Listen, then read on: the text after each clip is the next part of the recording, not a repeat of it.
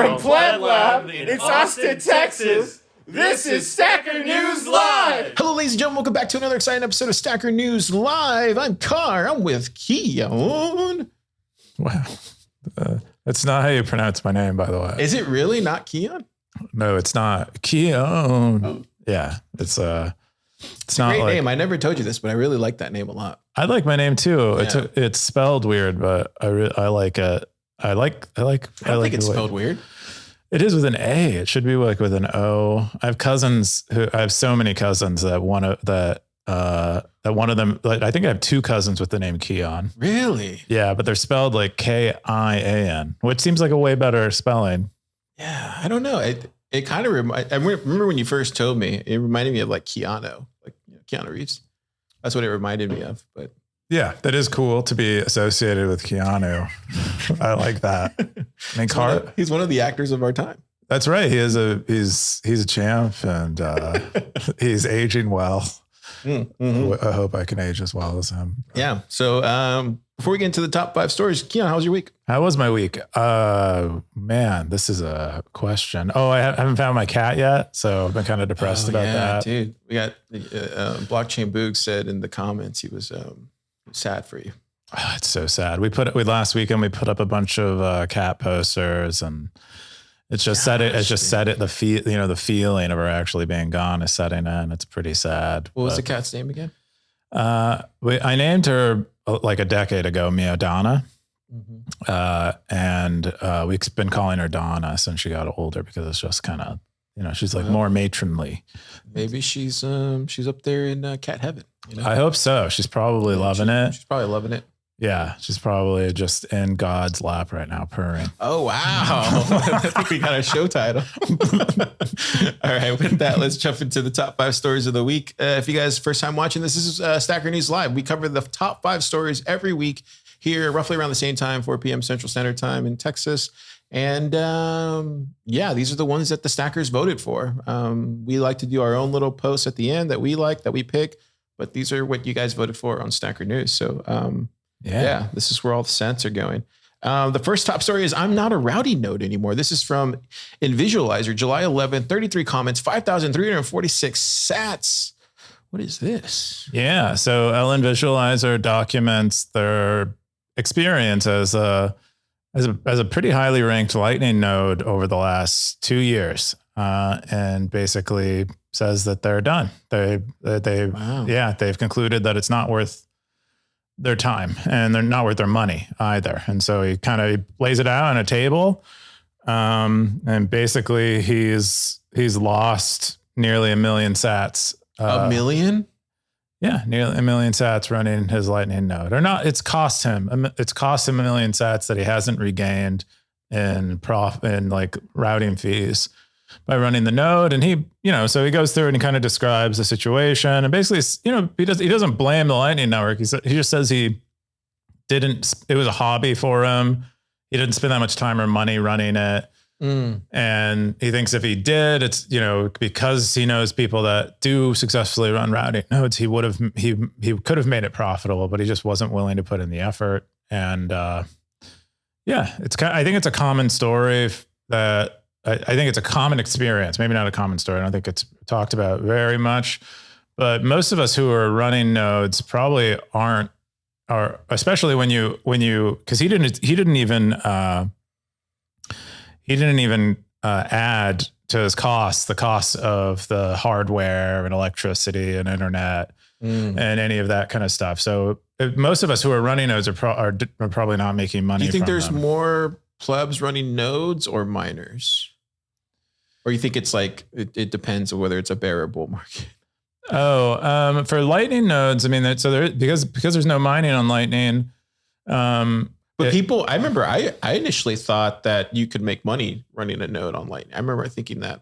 Obviously, you can, but you can't do it. It's not passive. I mean, maybe at some point, channel management, like automated channel management tools, will get so good that you can break even or make money. But we're not there yet.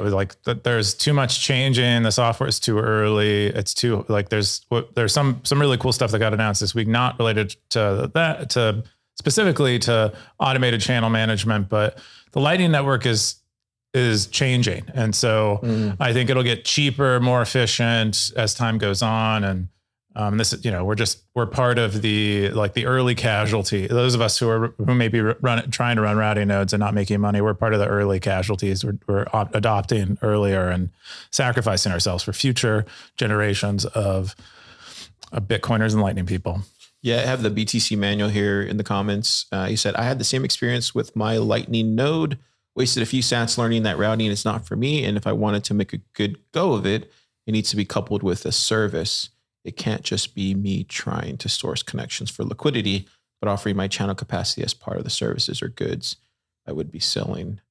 Is he saying that he just needed more incoming connections there? Or is he just talking theoretically, I guess? I don't know. Yeah. Well, in the commenter's case or? Yeah, BTC manual. Yeah. Yeah. I think, I don't know. I couldn't actually find it. I see. Yeah, I think, liquidity, like automated liquidity is happening is like an ongoing project that a lot of companies are working on. Like Voltage has a solution. We're going to talk about Mutiny Wallet later, and they're using Voltage's solution where you kind of get inbound liquidity as you need it. But if you are going to be routing, they're probably not going to offer you enough liquidity to do routing, because what you really want is like a long-lived connection that's quite beefy. But yeah, it's just this is one of the struggles with running a Lightning node. And I should note that Ellen Visualizer, the OP of the post, did not. It doesn't recommend that people don't run their own nodes. He's just saying don't set out to be a routing node. Run your own node to get all of the self-sovereignty benefits. He's not bearish on running a node. He's just, yeah. Okay, that makes sense. Yeah. Cool. I'm glad you added that part. Okay, our next top story is introducing the new Phoenix, a third-generation self-custodial Lightning wallet. This is from Norbert, July 11, 33 comments, 6,885 sats. This is a Bitcoin post. Dude, everybody's been talking about this. This is crazy. I mean, this is really cool. I don't know if you. No, tell me all about it. Yeah. So basically, if you use Phoenix Wallet now and you get quite a few more receiving payments than you send out a Phoenix Wallet, what you'll end up with, and they describe the various scenarios in this article. What you end up with is usually like a dozen or more channels inbound to you, and every one of those channel opens costs you roughly $1 US dollars. And so you paid $12, you have 12 channels, you have your liquidity is all spread out across these channels. It's like kind of a management nightmare. It's really not what you want. And you're paying more fees than you probably deserve to for how much Bitcoin you're receiving. And so what this does instead, and this is, Dusty. Dusty has been working on something similar in Core Lightning, and it seems like Phoenix and Async, and I guess Eclair. I think Eclair is the company name or the implementation name. They've beat Core Lightning to introducing splicing. And what splicing allows you to do is if you can just have one Lightning channel, and you can pull funds from the Lightning channel and put them on chain trustlessly, and you can increase the size of your channel. It's kind of like your driveway for your home, and you buy a new car, but all the spots in your driveway are already taken by the two other cars that you own, because you're balling out of control. Bitcoin price is high. You got a new car, and so what this allows you to do is add another spot in your driveway without having to trust anyone. That's a good analogy. Yeah, and say it's a bear market. You have to sell your Lambo. You can now reduce the size of your driveway and lose the parking spot if you need to. So that's basically what this does. Is like you don't have to buy 12 other houses to be able to to be able to put all your new cars in them. You can just make more room in your driveway, and so that's kind of what it does. It's what we've all been wanting for a long time, because we have a bunch of kind of hacky things to do this otherwise. That's really cool. Yeah, I know Dusty's been working on splicing for what it seems like a year and a half at this point, right? Yeah. This is the longest time I know him. I actually had him on Thriller probably about 6 months ago or 7 months ago. And we did like a late evening wine conversation. Ooh. We talk about all sorts of things, but he was on the pod. So definitely check that out. It's somewhere maybe around November, maybe October last year or something. Sounds chill. It was very chill. But I remember him explaining all this stuff, and it was really interesting. He's very passionate about it. So bullish on seeing it. Yeah. I think we'll see this more. This makes me want to download Phoenix now. Yeah. I mean, I think it's the go. It's really from what I've heard, I don't use Phoenix. I usually use Breeze on my phone. Mm-hmm. For a phone on my Note. But from what I've heard, particularly, I think it's a lot of Android users in particular. They love Phoenix. Phoenix is their Note on a phone choice. Yeah, all the guys that I talked to here, they use Phoenix. Yeah, there's Blixt as well. Those are kind of the three that you have to choose from. I think Zeus this week just announced that they are. Yeah, dude, so many wallet updates, right? Yeah, they are a Note on a phone now, like these three. So I think they're using LND. Not exactly sure, but all the wallet updates this week. It's pretty cool to see. This is from Nerd to Ninja. He had like a little meme here. He says, "Not your keys, not your coins. The rugs will continue until self-custody improves. Your counterparties will continue to exploit you until you own your own money." Thought that was pretty good. Yeah. I guess we're seeing that more and more and more. Yeah, that's a great top story there. The next top story is portable experiences. This is from this coop here. Wow, who's this guy? 22 comments, 3,546 sats. Keyan, why did you? Oh, this is a Nostr post. Keyan, why did you want to write this week? Yeah, so I was talking to Max Webster, who is like a lead venture capitalist, or led both rounds that Sacker News had, and we were talking about Nostr, and he's a huge Nostr bull. And he's like, "I want to talk to you more about Nostr. I want to bring you on." He has a podcast with another investor in Stacker News, DK. I want to talk to you. I've seen their podcast before. Yeah, it's called Nostr News. And he's like, "You should come on and talk to us about Nostr." And I'm like, "I have thoughts about Nostr, but I haven't articulated them well." So I'm like, I'm going to begin writing on Nostr and begin trying to think aloud a little bit and see what kind of feedback I can get. Anyway, so this is mostly me trying to articulate what I think Nostr is and really what it isn't. And, and mostly like what it might become if it just stays this way.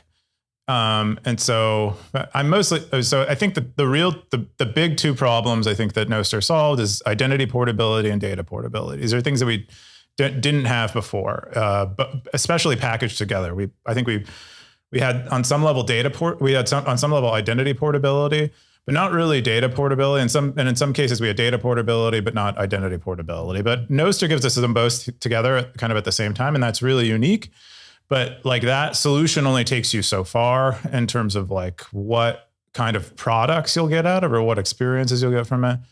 And so I'm trying to articulate that and then suggest that maybe there's more work to be done if we want more than what just identity portability and data portability give you on Nostr. And so this is me attempting to do that. I think I'll write something again next week. I've given the feedback I got in this thread. I have a few more thoughts on it, but that's any good feedback in there. Yeah, I had some good conversations. I mean, Original Size comes in and talks about decentralization being, needing to be actively managed. Like you need to think about it all the time in every design decision you make. Gosh. And I think that's true. Do you think that slows up building though? Doesn't that slow things down? It does. But I mean, if you want to keep something decentralized, that's what you have to do. That's what Bitcoin does. That's what Bitcoin Core does. That's why, it's painfully slow, too slow. So I guess reading into it, you're saying that we're building too fast then on Nostr. That's causing centralization. No, don't read into it. Listen to my words. I'm saying that decentralization needs to be the first thing you're concerned with. And you need to be making most decisions, assuming that's the goal. And and I think Nostr is doing that. I'm not even saying it isn't. I think there are downstream consequences of the current design that are poorly considered by the community. And I'm hoping to articulate them some. Anyway, and some other good conversation. Do you think, are you, because you're working on outer space, right? So are you thinking of this for outer space too as well? Like you taking that into consideration? I'm trying to, this is me mostly trying to articulate feelings I've had while building outer space. And it's mostly, if I want to create an experience, the experience that I want to create, a Stacker News-like experience on Nostr, what I end up with is having to create a centralized service. So I end up having to build something like Primal in order to get the experience that I want.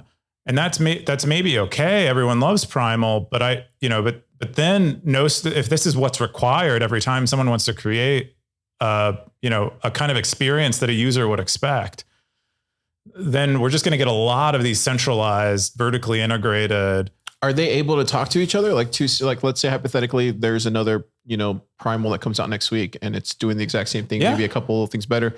Can they still talk to each other? Yeah, you'll be able to move data between them, but you can get censored from one or the other. And so, like Primal might say, I don't like Car sharing his posts about Topo Chicos and how great they are and how it's made him more of a man to drink a Topo Chico every day or whatever you're going to say. So Primal could censor you. And now you're forced onto this other client, which might not have the experience that you want. And they could censor, usually censorship happens, at least what we're seeing in tech right now is it's fairly consistent. Like all the tech platforms will censor the same people. And this happens on Mastodon too. So you're saying it leads to the same? It doesn't lead. It leads to something similar. It's not. And I think it ends up being like Super and I have been talking about this, and Super has been saying this for I think like 6 months or more now. That it looks like Nostr if things don't change, it's basically going to be like email. And so Primal's like a Gmail. You have Nostr Ban, it's like a Yahoo Mail, and you have a Hotmail, and you'll have a Proton Mail, and you'll have whatever. You'll have a bunch of these, and then what happens to Adamas? What happens to an Amethyst? They're basically your Microsoft Outlook. They're your Apple Mail. They're your Thunderbird. Oh. And so they're clients to these centralized services. Oh, interesting. Dude, that's what you should definitely go on his podcast and talk about this. Well, and also too, visually, I think visual representation of what you're describing right now, when you explain all these things, it actually makes more sense now. I don't know where I fall on it yet, but I would say like, if you do this follow-up post, like if you can have a drawing or something, even if it's just like a sketch, just so we understand. Yeah. Yeah. I think the main point I'm trying to make is that your identity and your data are portable on Nostr. And so that can't get censored. That can continue to exist on the internet, but you can get censored from experiences. There's nothing preventing that you getting from censored on experiences, because experiences are centralized on Nostr because the design doesn't allow for portable ones, because there is no the things that I would classify as experience, algorithms, any other type of mechanic that involves aggregation of data is hard to do on a client. So it has to happen on a relay, so it gets centralized. Yeah. I was going to say something mid-through, but I forgot what I was going to say. No, you ended it perfectly. No, that's what I was going to say. I was going to say, that's the interesting thing for me as a Nostr user that I love the most is the portability of my data. I wish there was something a little bit more there, and I don't know what that something is, but I just feel like it needs to be like an iCloud or something, or an Apple ID of a sort, but like for Nostr. And I want that. I'm waiting for somebody to come up with that, because I think that is the crown jewel. It'll come. I think so. So I think, none of my exploration here like precludes that from happening. I think that is the future. When you have portable data, portable identity, you get all the experiences that lead from that. But what you don't get is censorship resistance, unfortunately, in a robust way, in a way that I think, I was hoping Nostr would provide from the beginning. I mean, we'll see. We have a lot of really smart people working on it. I'm sure somebody will figure this out. Yeah. But it's still early. Cool. The next top story is Minecraft Meet Bitcoin. Earn real money rewards on Satlantis server. This is from Terry Ross. 23 comments, 3,205 sats. This is a Bitcoin post, baby. Yeah. What's this, Keyan? Never heard of SAT. Oh, how dare you? This is like 2 weeks ago. We had a whole bunch of people here having a LAN party. Yeah, it was dope. Playing Minecraft using the Satlantis server. Anyway, so Satlantis is like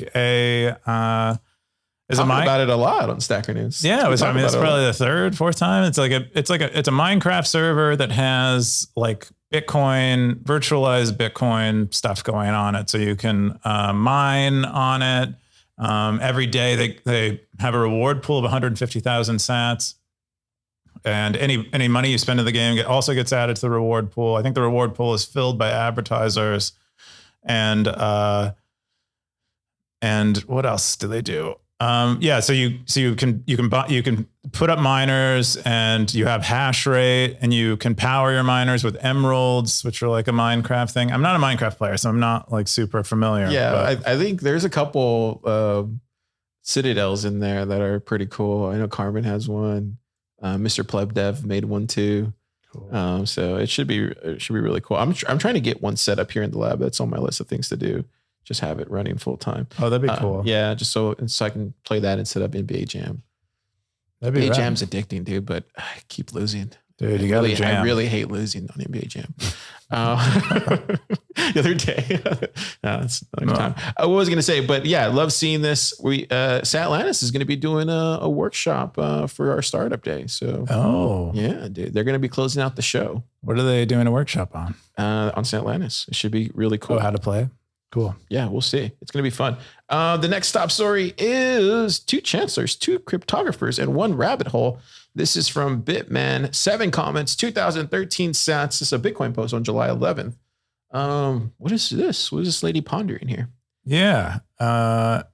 Lady. Is that a lady? No, it's a man, dude. Oh, wow. Yeah, this is before beef was widely available, and But no, I think he's just it's just probably the angle. Anyway, this is Lewis Carroll, the author of Alice in Wonderland. Really? Yeah. Wow, look at you. Yeah, this is Lewis Carroll. You love Alice in Wonderland. Charles Lutwidge Dodgson was his normal name, and Lewis Carroll was his pen name. But apparently, he was a cryptographer. Really? Yeah, and interesting. That's interesting. Yeah, he was a mathematics professor, and he invented 2 algorithms for encryption and decryption. Whoa! And so this is what this post is about. Is Lewis Carroll, and specifically, it's connecting dots between Satoshi and Lewis Carroll, not in like a conclusive way, but in a fun way, more for just like the sake of tying. Yeah, this is something we're all interested into something in the past. And so apparently, Lewis Carroll shared a cipher he invented with the chancellor. I don't know what Britain's government is like. I just imagine they eat gravy and sit in the shade all day. But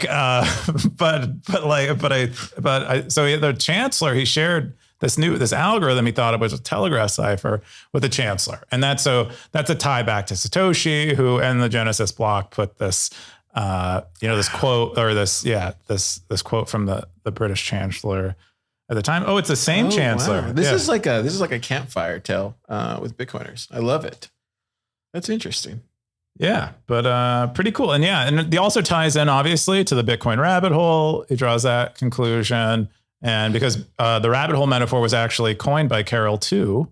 And he used that to describe going deeper into a subject. And that's how Bitcoiners see it. Yeah, he had Siggy47. He said, "Great post. You made me want to read more about this, or about his coincidence." Yeah, definitely fascinating. Mm-hmm. Somebody should do a follow-up on that. It'd be really cool. For sure.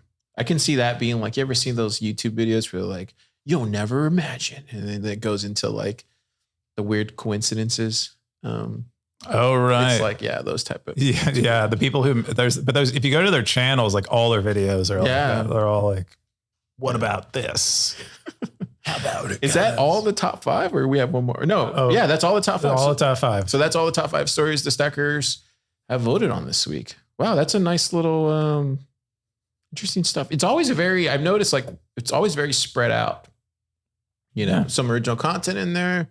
You know, there's some big news that they're excited about.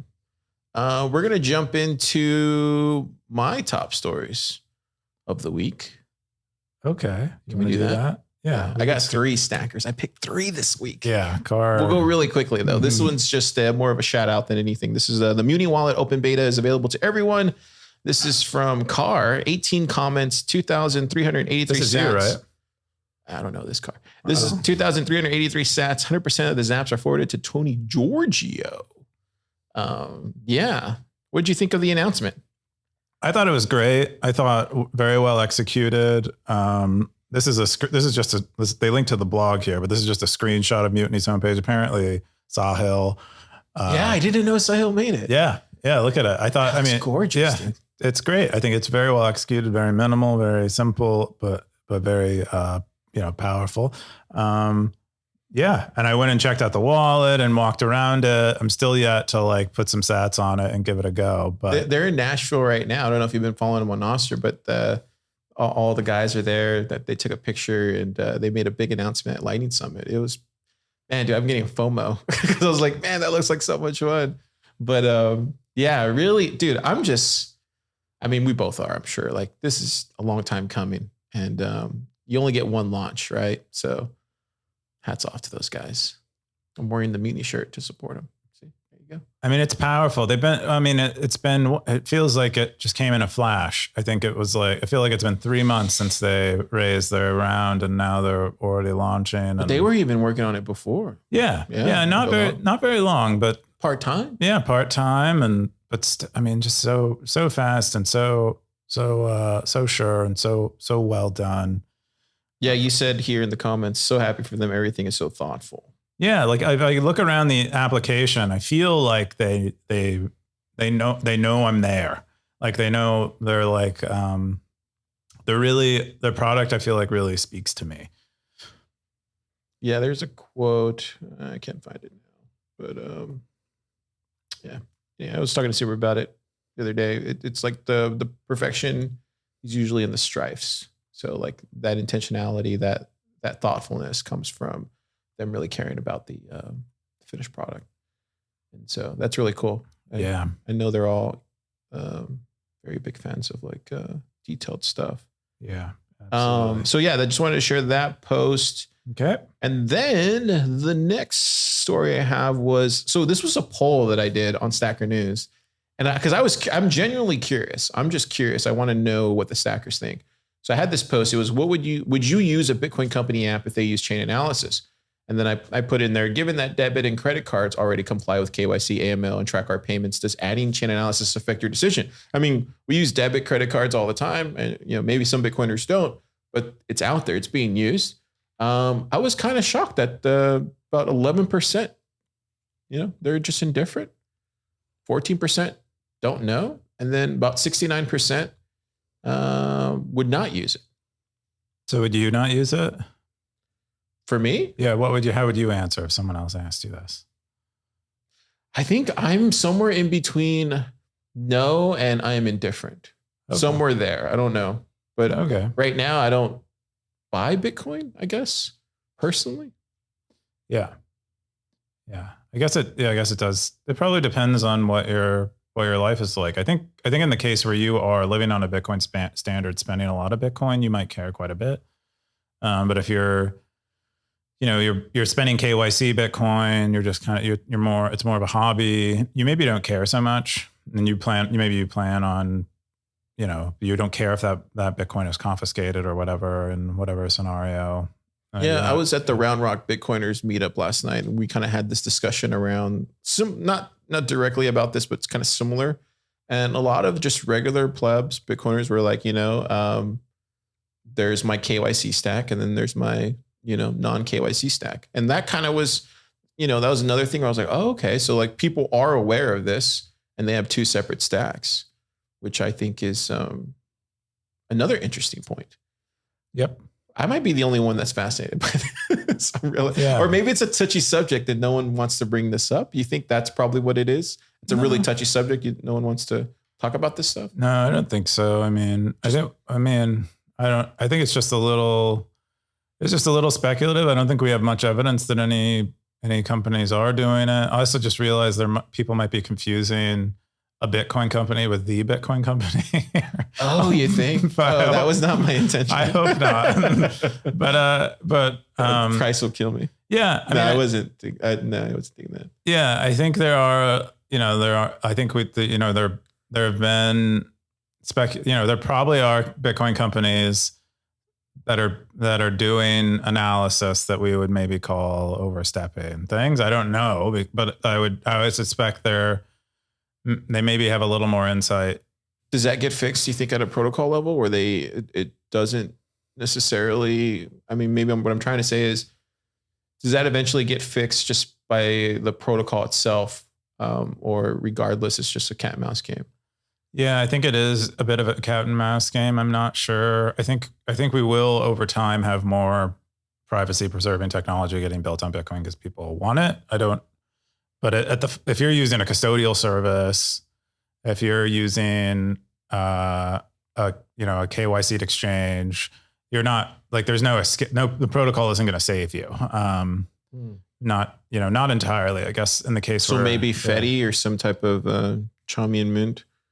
Yeah, I think there will be a variety. I mean, Fetty is a huge step in the right direction, I think, privacy wise. But yeah, I don't know. I think, and it does. And this poll kind of shows that at least on Stacker News, quite a few people are against it. And but there is a minority of people that really don't care, and I suspect they're also the kind of people who use these KYC things. Yeah, I would even say, like, you could even add up the I don't know and I'm indifferent. So the 24% is probably what I would probably grab together. So it's probably like 24% either don't know or they don't even care. Yeah. It's like 20. That's still pretty high. But anyway, I thought that was a really good poll. Wanted to bring that up. And then my last one was just to keep it on everybody's radar, was the Telegram updated its privacy policy and began collecting IP addresses. This was from Cray, 17 comments, 2,354 sats. I love when they drop these tech posts like this because it just keeps us up to date with what's going on out there. Are you still on Telegram? I have a Telegram group for Stacker News on there. So I think a lot of the frequent users are not using it anymore, but I still have a Telegram. Yeah. I need to switch off Telegram at this point. I think it's. What are you using instead? Nothing. Yeah, we need a good Telegram replacement that maybe. Yeah. I mean, if Signal didn't require a phone number, I'd be more inclined to use that for more communication. But it does require a phone number, so I think a lot of people are using Simplex, and then I think some people are even opting for using Nostr DMs, even though they probably shouldn't. Cool. Well, that's all my top stories of the week. Sorry, Stackers. That was a lot. Yeah. Keyan, what do you got? Those are Cars Stacker News Live. What do I have? I have a bunch of we sectioned out the AMAs just so we weren't, all the news stuff wasn't AMAs. There was also, there's a lot of news that didn't get covered this week. Like, what was another release? Oh, there's so much news. Yeah, there was like the Zeus wallet, is now a node on your phone. We talked about that earlier. Primal got $1 million in seed funding. I don't know why that can't cover the news. This is what the Stackers voted. I know, but those are a few things that we missed. Go to Stacker News. You want to see the rest of the news. You'll see those out there. So we had the validating Lightning Signer team on for an AMA, which was awesome.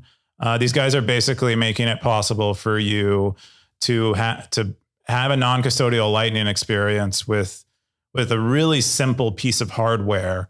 Really? Yep. Okay. Yeah. I mean, this is like what they're solid. What they're building is software, but it runs on a very simple piece of hardware, and it is basically what allows you to non-custodially this little piece of hardware with this little piece of software allows you to non-custodially operate a remote node.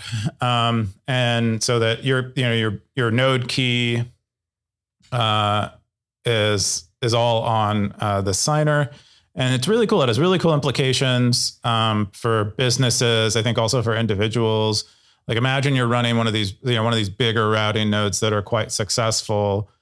Maybe you want a little bit better security than having your key in like running alongside Lightning node and all the data and stuff. This allows you to separate that. And so it's pretty cool. So look, I like what 0368D36190 said. He had 50 sats for this. He had 3 replies, but he said, if an attacker gets access to the node, why can't it just run required queries to VLS to sign a transaction he needs? Everything he needs for this should be on the node in one form or another. And then Jack Rinaldi says, VLS normally asks the user to approve transactions, so it will refuse to sign if the user didn't initiate the action. And since the device is running VLS holds the LN keys, the node will not be able to independently sign the transactions, unlike a blind signature or a blind signer, which would be open to the exploit you describe. And then he replies back, thank you for the answer. Follow up about scaling. As far as I know, in a typical in node, quite a lot going on that requires SIG ops, HCLC commitments, etc. Is user input required all of this? And then Jack Rinaldi's reply back, the devs building VLS into their Lightning apps will be able to configure which actions do or don't require user input. They may also provide optional velocity controls, which will allow routine payments to known destinations up to a limit per hour, day, week, etc., defined by the user. Yeah. Sounds very thorough. Yeah, very thorough and very cool. So it's basically like you tell the Lightning signer, you're like, allow routing and payments through my node at this level. Like if it's over 1,000 cents, leave my node. I want you to ask me for permission to do it. You can do that. That's the kind of granularity I understand that they're basically giving you, and that's why it's called validating Lightning Signer. Is because it's simply validating things that are going to happen on the node. Cool. Yeah, very cool AMA. We also had the founders of Atomic Finance, which is a non-custodial Bitcoin. Have we met them before? DeFi thing. I think we met the Collider people. Oh, okay. Yeah, they also have a kind of similar I think their Collider is more geared towards trading, but Atomic Finance is more about yield. And so you non-custodially, I guess, enter in some kind of contract on their app, and you can earn yield. You can also, I think, hedge your Bitcoin. And so if you're concerned about Bitcoin's price going down, you can basically stabilize the value of your Bitcoin. Like say you're a miner or something. No token, fully Bitcoin. They used to be Ethereum. They used to be on Ethereum, and they switched to Bitcoin. I knew I smelled something fishy. Anything DeFi is usually. Well, once you said they're chasing yield. They're providing yield. Providing yield. Yes, I know. I know that those are dirty words. Very dirty. But I think they can be provided on Bitcoin. Lots of our favorite Bitcoin companies provide yield products. I mean, Unchained Capital provides a loan product. They might even offer other services. Stable Sats from Galoy and the Blink wallet, they provide this kind of hedging and stabilization. So I don't. Yeah, look at they're using DLCs. I got Tetsu Tomasi. He asked the question, 118 sats on this comment. He says, where's the yield coming from? And then Matthew Jabalak says, the yield comes from selling covered calls. When you sell a call, you get a premium for the obligation to sell your Bitcoin if it rises above a certain price. In our strategy, we use TA field to determine when it's good time to sell a call, and will it sell a weekly call option if it deems it appropriate. Users lock their Bitcoin at DLC for a month at a time. The strategy goes to work. Of course, there's no free lunch in Bitcoin, so there's a chance Bitcoin price will go above the strike price, which will result in getting less Bitcoin back. So for the max drawdown for a single trade has been 1.14%. The historical APY is 7%. Yeah. Huh. Yeah, I don't know anything about. Are you going to be doing it? I don't know anything about finance. I mean, I don't do any of this stuff. I don't know. I don't know anything about finance or like what a covered call is or anything. I mean, Super asked an interesting question. He wants to like take the other side of the trade in the case where someone is taking is short Bitcoin. Super's like, how do I go long in your app? I want to go long. And so there, there are people who like this kind of stuff. I guess my question would be, do they take the opposite side? I guess to Tuber's point, are they taking the other side of the trade? No, because so how these apps work typically is there is a person. That's what if you've heard the term market maker, that's what a market maker is. And a market maker is someone who's like, I will take any side. I will, whatever you want. I will just pay me a little bit and I'll take any side of the bet. And that's basically what a market maker is. And so they make money by being that being that ambivalent about the side of the trade they're taking is my understanding. And that's how these things end up functioning. A lot of like the big financial companies are market makers. I don't remember. I think it was, actually the Madoff, like one of Madoff's larger operations was operating as a market maker in US equities. And so a lot of these, and what was another, I think one of the recent, it's a big pool of money in being a market maker. And there's a lot of people that do it because it mostly just requires that you're rich, and have access to multiple sides of a trade. Yeah. If I was a stackers, I'd look briefly at their blog. I would go back and look at their blog roughly around 2021. There's a lot of people, kind of circling, it looks like, about I would just go check it out. It's more reading there, but I don't have to get into it right now. So, yeah. They don't, it's my understanding is they don't have, a token or anything anymore. I don't know though. Those are the two AMAs. And then, the meta of the week is we made it a little bit easier to add images and posts. I thought you were going to say cowboy hats. For a second, I was like, wait, cowboy hat. That'll never come. You have to be unfortunately. I need a cowboy hat for my mutiny shirt, Keyan. You have to earn it and, saddle up. Looking on the back of my shirt. You see that? It's a cowboy hat. It is a cowboy. I like how that one, it's only on the back. I got my pack of cigs. I got my mutiny shirt. I want my cowboy hat. Yeah. I'm kidding. I know you've got to earn it. Anyway, so this is you just put like an image link in a post and it'll turn it into an image now. Yay. And then we also use a image. Wait, I can drop a link to an image, or you drop a link to an image in a post. Does it have to be like a PNG or specific? No, format? It's basically an image. Nice. And we'll convert it we'll actually display it as an image for you. We also don't make outbound requests to other, like if you were using a website that's maybe collecting IP addresses, we proxy the image. So we put our servers in front of that request so they don't get your IP address. Also, you don't get hit with a cease and desist. Wow. That's another conversation. I don't know. Yeah, maybe that happens too. That's another. Yeah. So there's maybe multiple reasons to do that. And then if you add an image link to a post and to a URL post, it turns the post into an image post, and now you'll get your post will mostly just be an image. And then we also show your longest cowboy streak in your profile. Cars is probably 0. Mine is probably quite. I don't know. This girthy other car that's out there is getting cowboy hats, racking them up. Yeah, that other car. I think what I'm going to totally to you. It just happens to be sharing a bunch of PlebLab. I think what I'm going to start doing is just posting a cowboy hat image in the beginning of my posts for everyone. Yeah, you should just change your. I don't know if there's a character in the alphabet that looks like a cowboy hat. I'm just going to put a cowboy hat at the end of every post that I post to Stacker News. What do you think about that, Keyan? Yeah, go for it. Protest. You got to do what you got to do to people will know you have a fake cowboy. At least now you can pretend you're a privacy conscious person. You hid your cowboy hat in your settings. You don't want anyone to know. Oh, yeah, but pretty cool meta this week. Yeah, is that it? We got the super stat. We have super stat segment.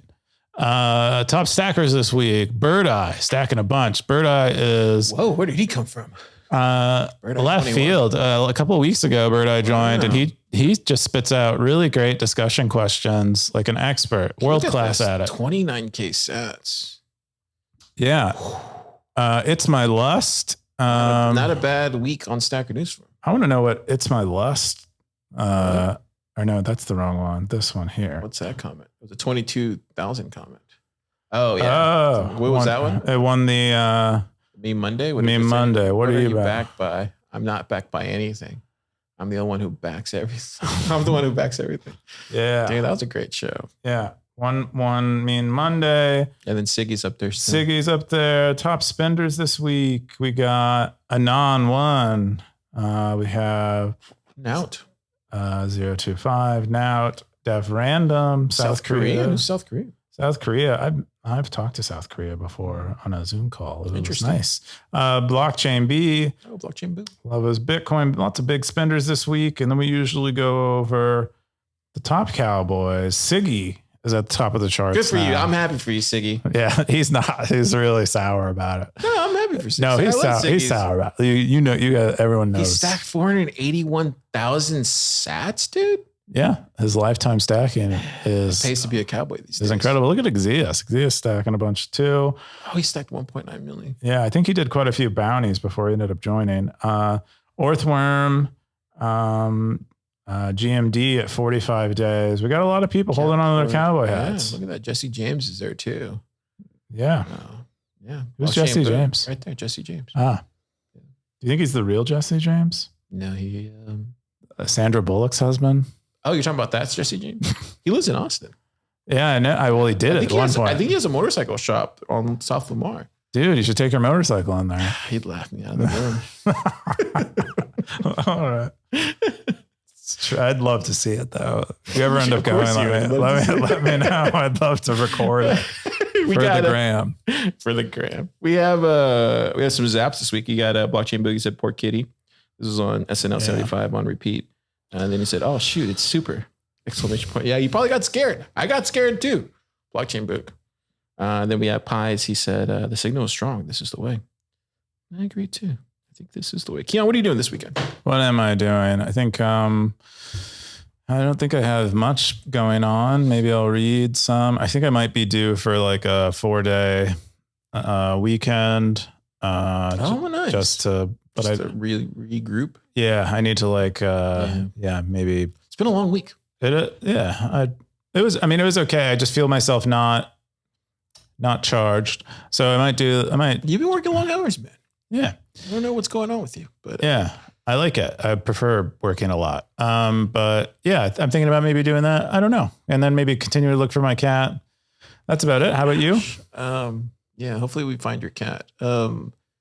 Tomorrow, we got a workshop here, Lightning Analytics. Forget the exact name, but Saru's been in the lab for about 4 or 5 months. He's like ex-PayPal, and he's just been quietly building over there, and he's ready to show some of his work. So I'm looking forward to seeing that tomorrow. That's going to be really cool. Yeah. Because usually when somebody's been in the lab for a while and then they show their work, it's always something profound. So that should be cool. And then I think Take It Easy Sunday, right? Yeah. Should be good. Yeah. Oh, I'm also writing a post this weekend that I think is, I think it's my best yet. I don't know, Keyan. I think it's my best yet. You've been writing it. Wow. I've been working on it for like a week now, but I finally finished it today, and I think it's good. Heck I don't know, but yeah. I say that every weekend, and then it just then I look at it the week following. I'm like, this sucks. It's just you're getting better, dude. That's what it feels like. All Maybe. your past work isn't up to who you are. Cool. Well, Stackers, you have a great weekend. We'll see you next time. Oh, look, we got you almost released the. You almost said it. You literally almost. Nearly. We got it, the Wild Hustle. He said, keep up the great work, guys. And yeah, thanks, Wild Hustle. We appreciate it. Keyan? Zap.